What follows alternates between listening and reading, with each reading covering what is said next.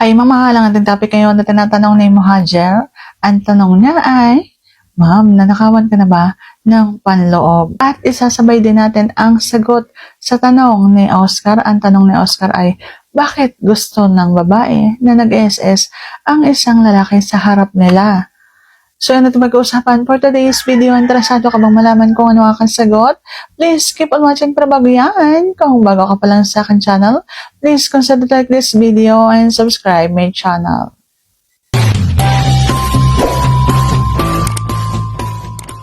So, bakit nga ba gusto ng isang babae daw? Yung ibang babae kasi, mas nararamdaman nila yung init kapag halimbawang may nakikita silang nag-SS sa harap nila.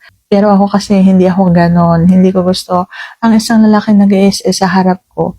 Pero nalaman kong halimbawang mas gusto niya na ginagawa namin pareho at ako yung gumagawa.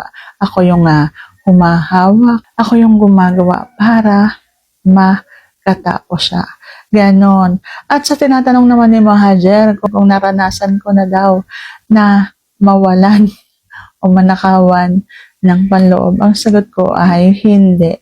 So, sana nasagot ko ng tama ang inyong tanong. And if you like this video, please consider to like this video and subscribe my channel. Thank you for watching. See you on my next vlog.